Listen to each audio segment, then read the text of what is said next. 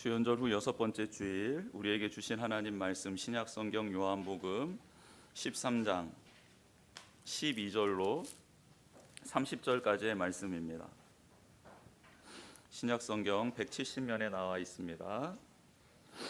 요한복음 13장 12절로 30절까지의 말씀, 우리 같이 한 목소리로 읽겠습니다. 시작. 그들의 발을 씻으신 후에 옷을 입으시고 다시 앉아 그들에게 이르시되, 내가 너희에게 행한 것을 너희가 아느냐? 너희가 나를 선생이라 또는 주라 하니 너희 말이 옳도다. 내가 그러하다. 내가 주와 또는 선생이 되어 너희 발을 씻었으니 너희도 서로 발을 씻어주는 것이 옳으니라. 내가 너희에게 행한 것 같이 너희도 행하게 하려 하여 본을 보였노라.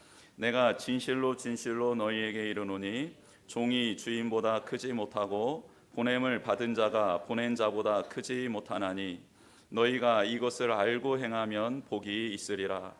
내가 너희 모두를 가리켜 말하는 것이 아니니라. 나는 내가 택한 자들이 누구인지 알미라. 그러나 내 떡을 먹는 자가 내게 발꿈치를 들었다 한 성경을 응하게 하려는 것이니라. 지금부터 일이 일어나기 전에 미리 너희에게 일러둠은 일이 일어날 때에 내가 그인 줄 너희가 믿게 하려 함이로라. 내가 진실로 진실로 너희에게 이르노니 내가 보낸 자를 영접하는 자는 나를 영접하는 것이요 나를 영접하는 자는 나를 보내신 이를 영접하는 것이니라. 예수께서 이 말씀을 하시고 심령이 괴로워 증언하여 이르시되, 내가 진실로 진실로 너희에게 이르노니 너희 중 하나가 나를 팔리라 하시니 제자들이 서로 보며 누구에게 대하여 말씀하시는지 의심하더라. 예수의 제자 중 하나 곧 그가 사랑하시는 자가 예수의 품에 의지하여 누웠는지라. 시몬 베드로가 머릿짓을 하여 말하되, 말씀하신 자가 누구인지 말하라 하니 그가 예수의 가슴에 그대로 의지하여 말하되, 주여 누구니까? 예수께서 대답하시되, 내가 떡 한 조각을 적셔다 주는 자가 그니라 하시고 곧 한 조각을 적셔서 가룟 유다의 아들 유다에게 주시니, 조각을 받은 후 곧 사탄이 그 속에 들어간지라. 이에 예수께서 유다에게 이르시되, 내가 하는 일을 속히 하라 하시니, 이 말씀은 무슨 뜻으로 하셨는지 그 앉은 자 중에 아는 자가 없고, 어떤 이들은 유다가 돈꾀를 맡았으므로 명절에 우리가 쓸 물건을 사라 하시는지, 혹은 가난한 자들에게 무엇을 주라 하시는 줄로 생각하더라. 유다가 그 조각을 받고 곧 나가니 밤이러라. 아멘. 하나님께서 우리 모든 성도님들 만져주시고 불러주시고 또 회복시켜주시고 치유해 주실 줄 믿습니다. 하나님이 살아계십니다. 그 살아계신 하나님이 우리를 사랑하십니다. 이 진리 가운데 거하고 이 진리 가운데 승리하는 우리 모든 성도님들 되시기를 바랍니다.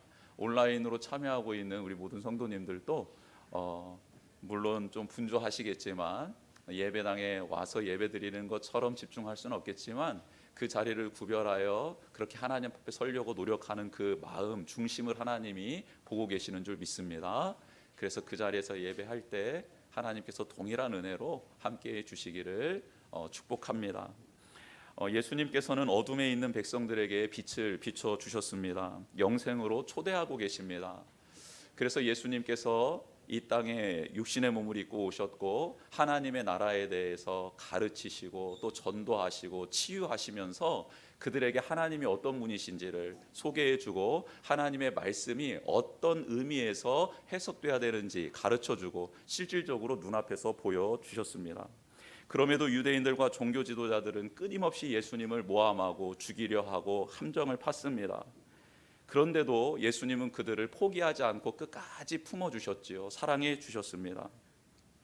최선을 다해 복음을 전하신 예수 그리스도, 예수님은 그래서 그들을 사랑한다라는 증거로 이제 십자가를 지시기 위하여 오늘 본문 그 다음 날 십자가를 지십니다. 그러면서 제자들과 이제 마지막 유월절 만찬을 하시죠. 그들을 향해 처음으로 하신 말씀이 뭐라고 했습니까? 내가 너희를 끝까지 사랑할 것이다 였습니다.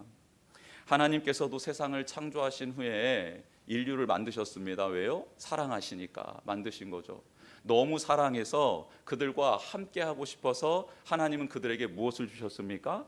하나님만이 주실 수 있는 선물을 주셨다 했습니다. 그게 바로 영원한 생명, 영생입니다. 영원토록 함께하자. 그래서 생명나무에 나무를 심어주시고 그 생명나무에는 생명이 열렸고 그 생명을 먹음으로 하나님과 영원토록 함께할 수 있도록 하나님은 그들에게 은혜의 자리로 초대해 주신 것이죠. 그러나 그 인간들은 수없는 배신을 합니다. 불순종해요. 하나님을 떠나버립니다. 그럼에도 불구하고 하나님이 그들을 포기하셨습니까? 끝까지 사랑하셨습니까? 예, 끝까지 사랑하셨습니다. 그래서 그 하나님의 사랑이 예수 그리스도의 성육신으로까지 이어진 겁니다. 하나님이 인류를 포기하지 않고 그들이 어떻게 해서든 돌아와 하나님과 더불어 영원한 생명을 누리게 하시기 위하여 하나님은 사랑을 표현해 주셨는데 그게 바로 예수님의 성육신이었습니다. 그래서 예수님 오셔서 하나님과 똑같은 말씀을 하고 계시는 거죠. 나는 너희들을 끝까지 사랑할 것이다. 나는 정말 너희들을 사랑한다 라고 계속해서 끊임없이 말씀하시고 보여주시고 결국 십자가에서 생명을 내어주심으로 확증하신 것입니다. 직접 예수님은 그렇게 하나님의 모습을 보여주심으로 그들이 하나님에 대해서 알고 깨닫고 돌아오기를 원하셨던 것이지요.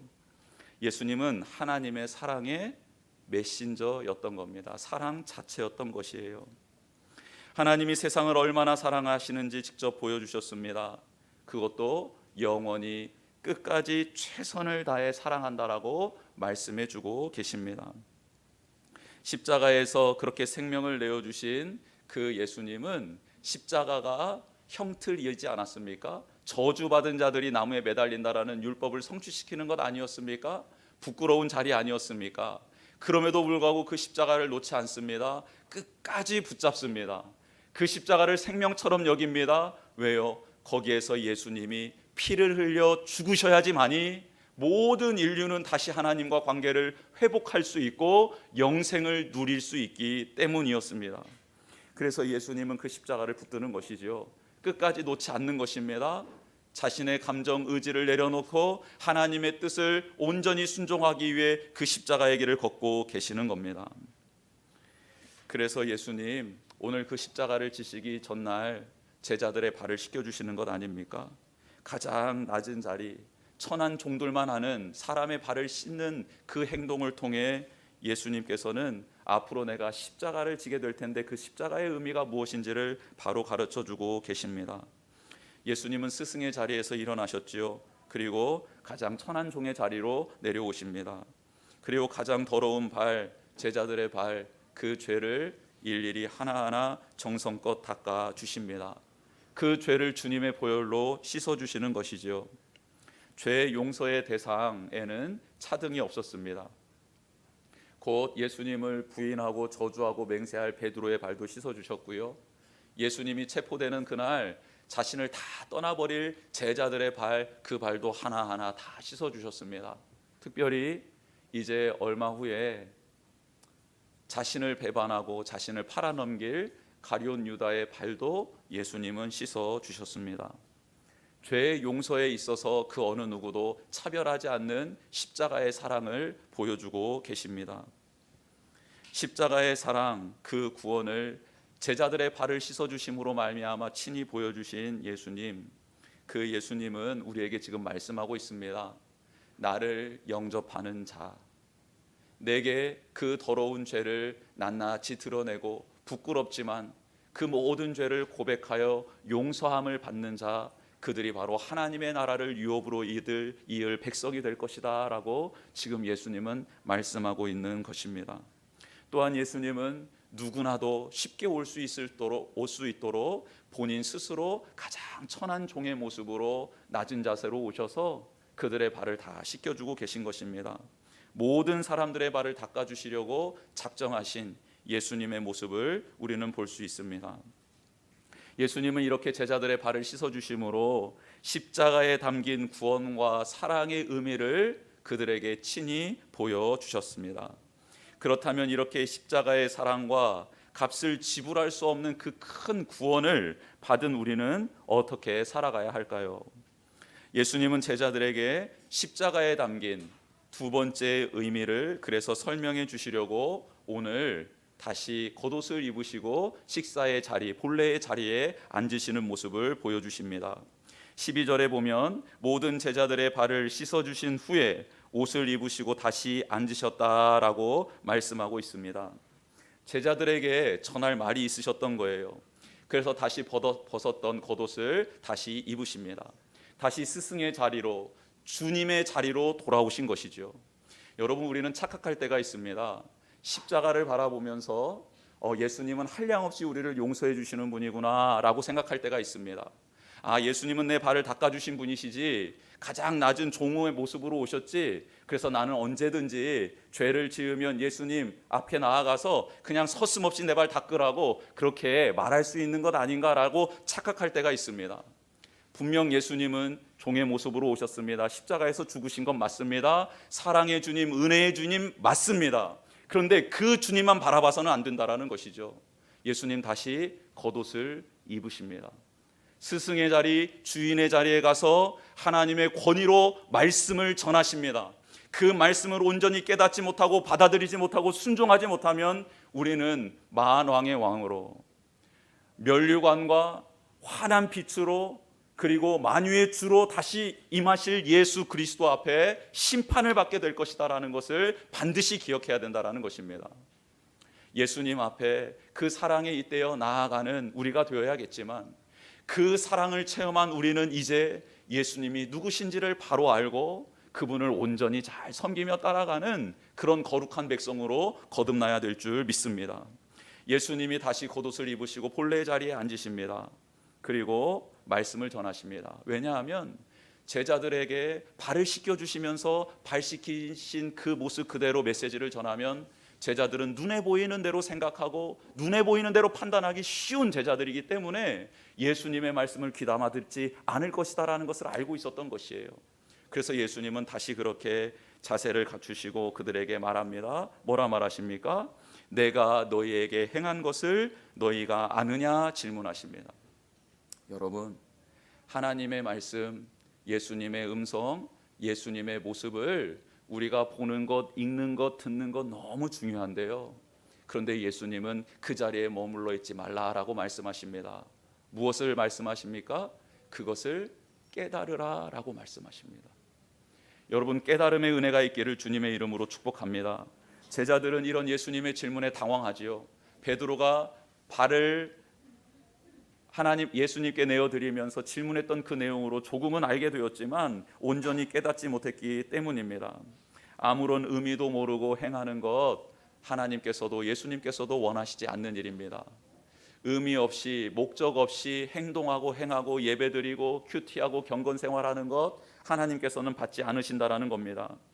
의미를 모르고 행하는 경건생활은요, 종교의식화되기 쉽고요, 그 종교의식은 우리를 교만한 자로, 독선이 가득한 자로 변화시키기 때문에 그렇습니다. 타성해졌지 않고 매너리즘에 빠지지 않기 위해서는 내가 하고 있는 일에 의미를 깨닫고 그 하나님의 말씀, 그 시간에 하나님께서 우리에게 주시고자 하시는 본질을 깨닫고 나아갈 때에만 우리는 명확하게 예수 그리스도를 닮고 예수 그리스도가 하신 대로 따라 행할 수 있게 되는 것입니다. 예수님은 지금 제자들에게 내가 너희들의 발을 씻겨준 이 의미를 바로 알지 못하면 너희들은 앞으로 예수 그리스도인 나의 가르침을 이해할 수도 없고 따라할 수도 없다라고 말씀해 주고 있는 것입니다. 우리가 말씀을 읽고 예수님을 닮아가야 되는데 그렇지 못하는 이유가 무엇일까요? 말씀은 많이 아는데 그 의미를 제대로 깨닫지 못했기 때문입니다. 그러니 하나님의 말씀을 인용할 때 나의 생각을, 나의 뜻을 강화시키는 데 있어서 자료로 하나님의 말씀을 사용하는 경우가 종종 있습니다. 기도할 때도 하나님의 말씀을 붙들고 기도하는데 그 말씀대로 되게 해달라고, 그 말씀을 깨닫게 해달라고 기도하는 것이 아니라 내가 나의 주장을 펴는 데 있어서, 내가 원하는 것을 이루는 데 있어서 하나님의 말씀을 인용하여 그렇게 하나님께 기도하는 경우들도 있습니다. 이것은 이단과 다를 바가 없습니다. 이단은 하나님의 말씀을 이해하려고 말씀을 보는 게 아니고 자신의 주장을 합리화시키기 위하여 하나님의 말씀을 아무런 의미 없이 목적 없이 끌어와 사용하는 게 이단들의 모습 아닙니까? 하나님께서는 이런 모습을 너무너무 싫어하십니다. 그래서 예수님께서도 지금 말씀하고 있는 것 아닙니까? 너가 나의 말과 나의 행동을 온전히 깨달아야 한다라고 말입니다. 사랑하는 성도 여러분, 말씀을 읽을 때 성령님의 도우심으로 말미암아 그 말씀의 본질적인 의미가 깨달아지고 그 하나님의 뜻을 알게 되는 거룩한 성도님들 다 되기를 축복합니다. 그래서 그 말씀 앞에 내 생각을, 내 가치관을, 내 경험을, 내 감정을 깨트리고 그 말씀대로 행할 수 있는 거룩한 사람, 믿음의 사람이 되기를 주님의 이름으로 축복합니다. 예수님은 제자들에게 말씀하시지요. 제자들이 예수님을 누구라고 생각했습니까? 선생님이다, 또 주다라고 생각하고 있었습니다. 맞습니다. 제자들이 말할 때 원어에서는 그 선생님, 그 주님이라고 표시되어 있습니다. 제자들은 많은 선생님 중에 한 분이 아니라, 많은 주님 중에 한 분이 아니라 예수님을 유일한 선생님, 유일한 주님으로 모시고 있었습니다. 그래서 예수님은 그렇게 말하죠. 그래, 너희들의 생각이 옳다. 13절에 옳다라는 뜻은 감탄사이고 적절하다라는 뜻입니다. 니들이 그렇게 생각하는 게 적절하다, 그게 맞는 말이다 라고 예수님이 말씀하고 있다라는 거예요. 그리고 주님은 그렇게 이어갑니다. 내가 주와 선생이 되어 너희 발을 씻었으니 너희도 서로 발을 씻어주는 것이 옳으니라 라고 말씀합니다. 중요한 말씀이지요. 우리는 이 말씀을 읽을 때 어디에 방점을 찍냐면 서로 발을 씻어주라고 명령하셨으니 우리 서로 발을 씻어줘야 되는구나 라고 이 말씀을 율법적으로 해석할 때가 있습니다. 그러나 이 말씀은 율법적으로 해석하라고 주신 말씀이 아닙니다. 예수님은 율법을 완성하기 위해 오신 분이지 율법을 더 하나 주시려고 오신 분이 아니기 때문입니다. 그렇다면 이 말씀의 본래 의미는 무엇일까요? 앞절에 방점이 찍혀 있는 겁니다. 너희도 서로 발을 씻어주는 것이 옳다라는 것은 이렇게 너희들이 되어야 한다, 될 수밖에 없다라는 뜻인데 그 전제 조건이 있다라는 거예요. 그게 뭡니까? 그렇습니다. 내가 주와 선생이 되어 너희 발을 씻어 주었던 것, 이것을 기억하라는 겁니다. 이게 먼저라는 뜻이에요. 이게 된 사람, 이것을 경험한 사람, 이것을 온전히 이해한 사람은 그렇게 될 수밖에 없다, 그렇게 할 수밖에 없다라고 지금 예수님은 말씀하고 있는 것입니다. 여러분, 우리는 우리 존재를 잘 압니다. 누구의 발을 씻어줄 만한 존재입니까? 우리가? 아니요, 우리는 그런 존재가 아닙니다. 우리는 누구를 사랑할 수 있는 존재도, 배려할 수 있는 존재도, 이해할 수 있는 존재도 아닙니다. 단지 예수님께 잘 보여 어떻게 하면 예수님께로부터 한 자리 얻을까에 혈안이 되어 있는 제자들과 별반 다르지 않는 존재들 아닙니까? 그런데요, 만약 우리가 그 예수님의 한량없는 은혜를 경험하고 그 속죄의 사랑을 경험하고 그 예수님의 품을 경험하고 예수님이 나를 위하여 생명을 주셨다라는 것이 깨달아지고 믿어진다면 우리의 삶은 바뀌게 될 줄 믿습니다. 그래서 이게 먼저라는 거예요. 예수님의 사랑을 경험하는 게 먼저라는 겁니다. 이 시간 예수님의 은혜, 예수님의 사랑을 경험한 적이 없는 분들 이렇게 기도했으면 좋겠습니다. 또 하나님께 간절히 바라셨으면 좋겠습니다.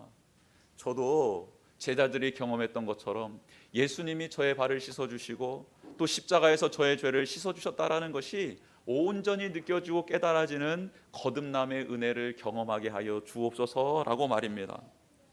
그래서 그런 사람만이 상대를 배려해 줄 수 있고 포용해 줄 수 있고 그의 발을 씻어 줄 수 있는 것이죠. 여러분, 어렸을 때 조건 없는 사랑을 받아본 사람이 그 누군가를 사랑할 수 있다고 합니다. 이건 심리학에서 너무나도 잘 알려져 있는 이야기죠. 그런데 그렇지 못한 가정에서 혹은 그렇지 못한 환경에서 자란 사람들은 어떻게 해야 된다라는 겁니까? 그럼 그들은 끝까지 그 누군가를 사랑할 수도 없고 배려할 수도 없다라는 걸까요? 아닙니다. 예수님께서 그래서 우리가 그렇게 하나님의 전적인 사랑을 경험할 수 있도록 교회를 세워주신 것입니다. 교회 공동체에서 한없는 사랑, 조건 없는 사랑을 경험할 수 있도록 교회 공동체를 만져주신 것이죠. 그래서 상처 입은 자, 또 방황한 자, 슬픔 가운데 있는 자는 교회에 와서 하나님의 전적인 사랑을 받아 예수님의 그 사랑을 힘입어 치유되고 회복되는 줄 믿습니다. 그렇게 우리를 세워주셨습니다. 그래서 우리는 그 사명을 감당해야 되는 것이죠. 14절에 나와 있는 오르니라 라는 이 말씀은 13절과는 다른 단어입니다. 14절에 쓰인 단어의 뜻은 빚지다, 의무가 있다, 뭐뭐 해야 한다 라는 뜻입니다. 즉 예수님께서는 이렇게 말씀하시는 거예요. 정말 내 사랑을 경험한 자는 이제 그 사랑에 빚진 자가 된다. 그래서 이제는 서로의 발을 닦아줄 수밖에 없는 사람으로 변화될 것이고, 그것을 기쁨의 의무로 자발적인 행함으로 하게 될 것이다 라고 말씀하고 있습니다. 특별히 서로 해야 된다라는 것은 일방적으로 해서는 안 된다라는 뜻이죠. 상호간에 일어나야 된다라는 뜻을 예수님께서는 말씀하고 있습니다. 섬김을 받았다면 정말 기분 좋구나, 섬기니까, 섬김 받으니까 참 좋구나, 계속 저를 섬겨주세요, 이렇게 해서는 안 된다라는 거예요. 섬김을 받았으면 이제는 뭐 해야 된다라는 겁니까? 그렇죠, 섬길 줄 알아야 된다라는 것이죠. 또 계속 섬기는 사람이 있는데요, 계속 섬겨서도 안 됩니다.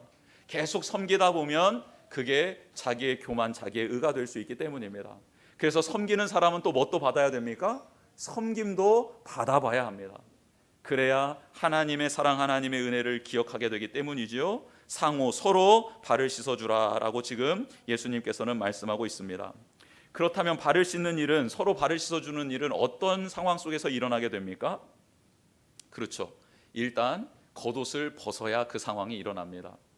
예수님이 겉옷을 벗고 발을 씻어주셨던 것처럼 우리의 겉옷을 벗어야 합니다. 나의 체면, 명예, 자존심 등을 다 내려놓아야 합니다. 왜요? 예수님이 그렇게 하셨으니까 우리도 그렇게 해야 된다라는 것이죠. 우리는 그 사랑에, 섬김에 빚진 자들이니까 우리 또한 겉옷을 벗어야 합니다. 그때 그 누군가의 발이 보이기 시작합니다. 그리고 대야에 물을 뜨는 수고, 씻어주는 수고, 수건으로 닦아주는 수고, 그 수고가 우리에게 있어야 합니다. 희생이 있어야 합니다. 그래야 그 누군가의 발을 닦아줄 수 있습니다. 그리고 가장 중요한 것, 자세입니다. 어떤 자세로 닦아야죠? 무릎을 꿇고 낮은 자세로 닦아야 합니다. 15절에 예수님께서 본을 보여주셨다라는 말씀이 나옵니다. 근데 이 본이라는 헬라어 원어의 뜻은 이런 뜻이 있습니다. 눈 아래 놓아 보여주는 것이라는 뜻이 있습니다. 그러니까 본을 보여주셨다라는 것은 그 사람 눈 아래에 들어가 그렇게 보여주셨다라는 것입니다. 즉 우리가 그 누군가의 발을 닦을 때 무릎을 꿇고 그 눈 아래, 그 얼굴 아래, 그 심장 아래로 들어가서 그렇게 섬기는 것을 의미합니다. 그런데 우리의 섬김은 무릎을 꿇고 하는 것이 아니라 늘 상대보다 높은 곳에서 섬길 때가 있습니다. 그래서 대야에 물을 뜨고 발을 올려라, 그러다가 물을 쏟고 난리를 펴는 거죠. 그래서 섬김을 받긴 받는데 섬김을 받은 사람도 기분이 찝찝합니다. 섬겼던 사람도 이게 내가 섬긴 건지 안 섬긴 건지 잘 모르겠습니다. 섬기면 예수님을 닮아가야 된다라고 성경은 말하는데, 섬기면 섬길수록 교만해지고 그 사람이 섬기면 섬길수록 사람들이 상처를 받아요. 이것은 자세가 잘못되었기 때문입니다. 낮은 자세로 무릎을 꿇고 그의 눈 밑에, 얼굴 밑에, 심장 밑으로 내려가서 그를 섬겨야 하는데, 근데 그 머리 위에서 섬기고 있기 때문에 그것은 그 양쪽 모두에게 상처가 되는 것이고, 그리고 하나님의 뜻을 이룰 수 없게 되는 것입니다. 우리는 예수님이 우리에게 행하신 대로 그대로 행해야 될 줄 믿습니다. 내 식대로 행해서는 안 됩니다. 주님의 마음과 자세, 그 의미와 뜻을 그대로 살려 행하는 우리 모두가 되기를 주님의 이름으로 축복합니다. 우리가 예수님의 사랑을 경험해서 변화된 것처럼 그 사랑을 가지고 예수님처럼 그 누군가의 발을 씻어줄 때, 서로 발을 씻어줄 때 어떤 일이 일어날까요? 예수님의 사랑을 경험하지 못했던 그가 우리를 통해 예수님의 전적인 사랑을 경험하게 되므로 그 또한 예수님을 본받는 자가 되는 역사가 일어난다라는 겁니다. 예수님이 제자들의 발을 씻은 이 사건은 그리스도인들이 행하는 모든 섬김과 봉사, 그 근본적인 정신을 알려주는 모습이었습니다. 그 의미가 담겨 있는 말씀이죠. 에베소서 4장 11절 이하에 이런 말씀이 있습니다. 그가 어떤 사람은 사도로, 어떤 사람은 선지자로, 어떤 사람은 복음을 전하는 자로, 어떤 사람은 목사와 교사로 삼았으니, 교회에 다양한 직분, 다양한 사람들을 주셨다라는 것이죠. 이는 성도를 온전하게 하여 봉사의 일을 하게 하며 그리스도의 몸을 세우게 하려 함이라.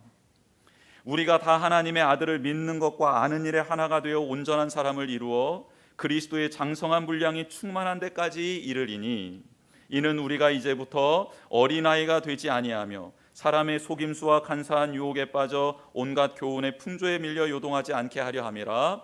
오직 사랑 안에서 참된 것을 하여 범사에 그에게까지 자랄지라. 그는 머리니 곧 그리스도라. 아멘. 에베소서 4장 11절 이하의 말씀입니다. 이 말씀에서 예수님을 본받는 자는 바로 예수님의 몸된 교회를 세우는 자고, 그리고 누가 더 크냐라는 논쟁과 유혹에 빠지지 않게 된다라고 말씀하시며, 온전하게 되어 봉사의 일을 하게 된다라고 결론적으로 말씀하고 있습니다. 그 봉사는 뭡니까? 바로 사랑 안에서 참된 것을 행하는 것이다. 즉 예수님이 보여주신 이 섬김의 사랑을 실천하는 것이다 라고 말씀하고 있습니다.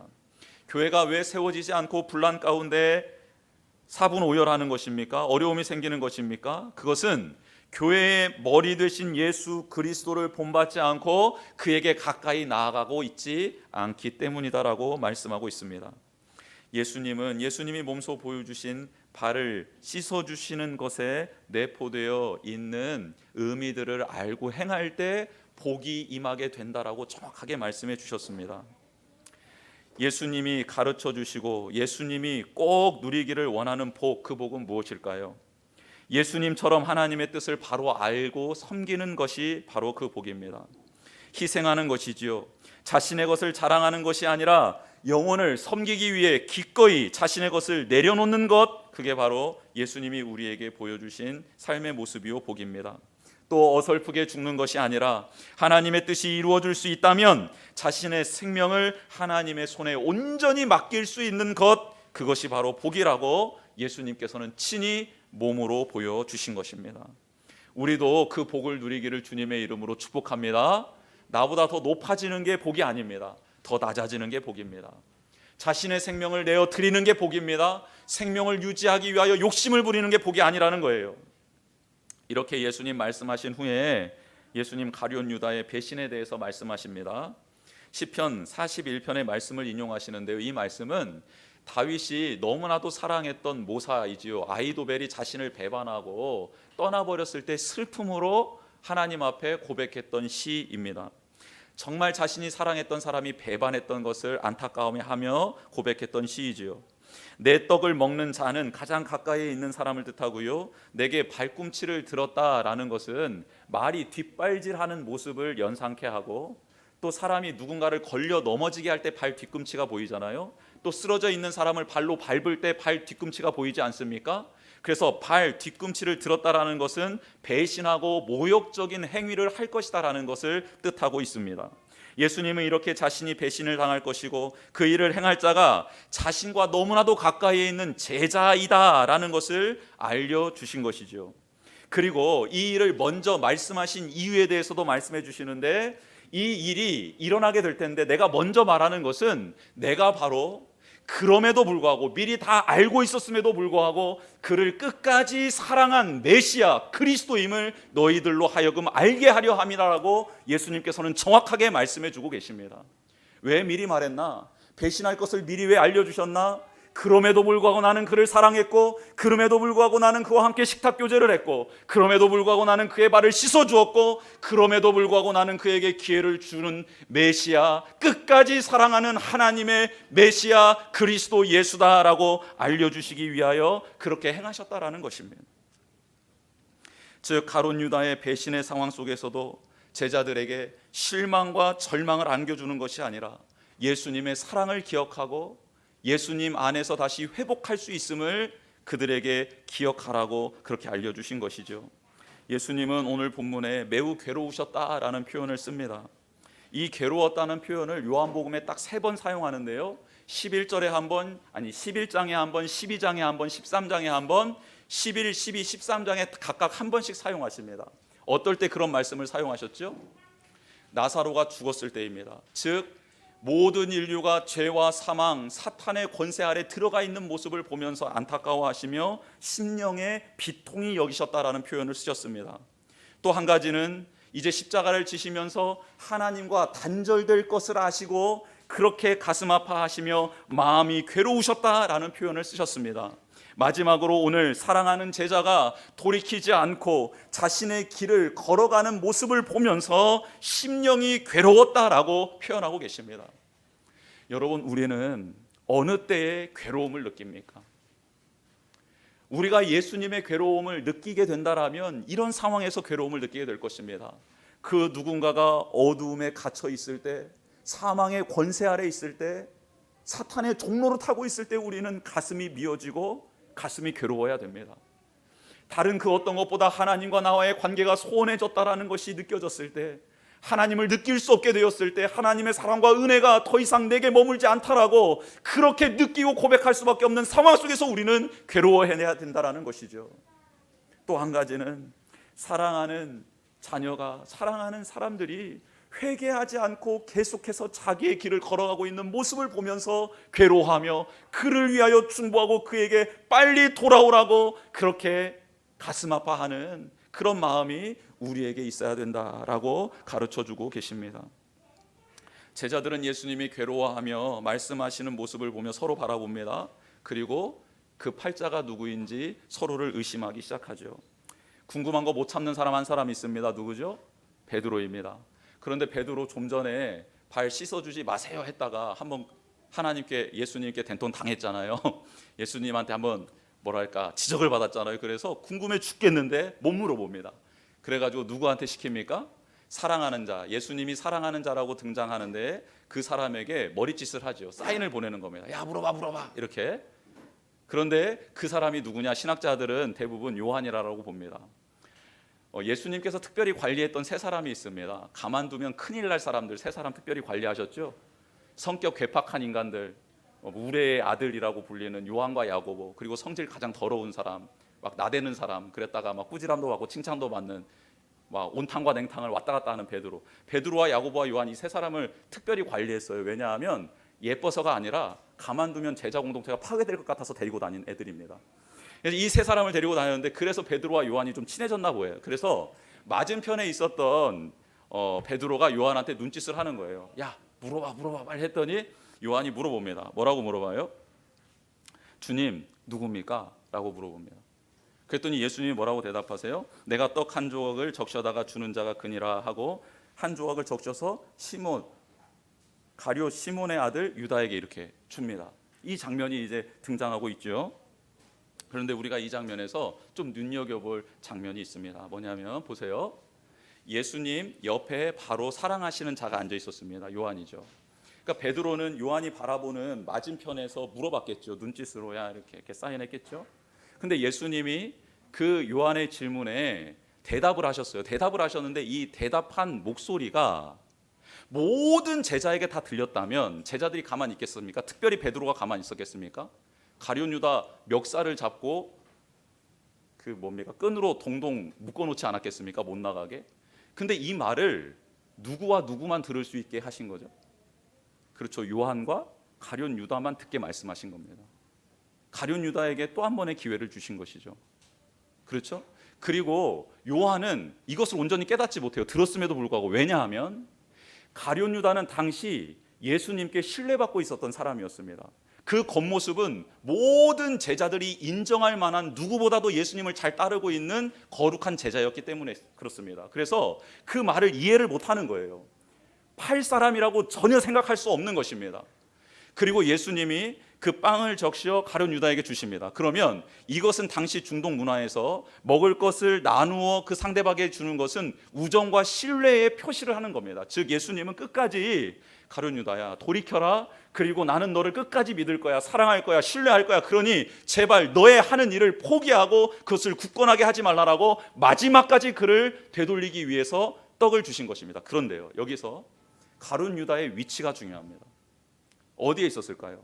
예수님을 팔자니까, 예수님 알고 있었으니까 가룟 유다를 가장 멀리 두셨을까요? 아니요.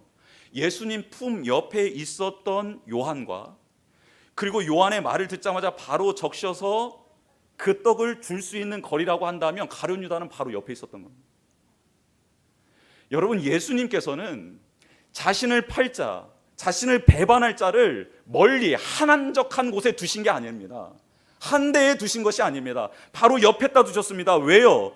그래야 계속해서 깨달을 수 있고 회복될 수 있는 기회가 있기 때문에 그렇다라는 것이죠. 여러분, 이게 바로 하나님의, 예수님의 끊임없는 사랑, 그 사랑을 예표하는 것 아닙니까? 보여주시는 것 아닙니까? 그렇다면 요한, 아니 그 가룟 유다는 그 떡 한 조각을 받고 난 다음에 어떻게 행동해야 합니까? 그렇죠. 떡 한 조각을 받은 후 그 다음이 중요한 것 아닙니까? 회개하고 눈물을 흘리고 하나님 앞에, 주님 앞에 자백하고 고백하고 자신의 허물을 다 드러내놓고 그렇게 용서함을 받으면 되는 것 아닙니까? 그런데 그 조각을 받은 후 어떻게 행동하죠? 가룟 유다는? 그렇죠. 자신의 뜻대로 계속 걸어갑니다. 더 확고해져 버립니다. 그러자 마귀가 그 생각만 뿌려놓았던 그 마음밭에 주인으로 들어가 버립니다. 여러분, 기회가, 하나님께서, 주님께서 주시는 기회가 있을 때 우리 돌이키는 은혜가 있기를 원합니다.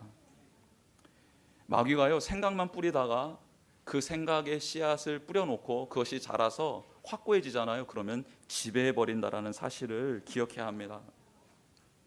27절, 조각을 받은 후 곧 사탄이 그 속에 들어간지라 이에 예수께서 유다에게 이르시되 내가 하는 일을 속히 하라 하시니, 빛 가운데 들어올 수 있는 기회, 그 기회를 다 날려버린 가룟 유다는 이제 그가 행할 일을 위하여 나가는데, 그 나가는 때가 뭐라고 기록하고 있습니까? 성경은 마지막 절 밤이다 라고 기록하고 있습니다. 어두움에서 나올 수 있는 길, 빛이 비춰줄 수 있는 길, 빛 가운데 거할 수 있는 그 기회가 주어졌음에도 불구하고 그는 어둠 속에 거하기로 결단하고 그렇게 그 안으로 들어가 버리는 것입니다. 예수님이 주시는 복이 무엇일까요? 오늘 말씀을 통해 깨닫는 복 세 가지가 있습니다. 주보에 나와 있죠. 말씀을 알고 깨닫는 복입니다. 예수님이 주시는 복 중에 복이지요. 말씀을 알고 듣고 깨닫는 복입니다. 그리고 예수님처럼 섬길 수 있는 복을 주십니다. 여러분, 이 섬기는 것, 봉사하는 것, 이게 하나님이 주시는 거룩한 복입니다. 이 기회를 놓치지 않으셨으면 좋겠습니다. 마지막은 회개할 수 있는 기회를 주시는 복입니다. 회개할 수 있는 기회를 주시는 분, 끝까지 자신의 옆에다 두고 그 사람이 변화되기를 원하시는 주님의 사랑을 느끼게 됩니다. 마지막 6월절 말찬의 자리로 초대해 주신 예수님은 우리에게도 지금 동일하게 말씀해 주고 있습니다. 너희가 내 말을 알고 듣고 깨닫기를 원한다. 나처럼 섬기는 자가 되기를 원한다.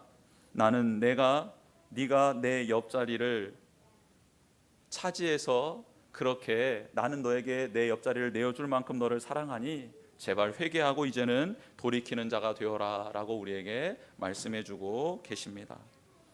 이 시간 내 안에 가장 귀한 것 예수를 알미라, 그 문보다도 귀한 것 예수를 알미라 찬양하면서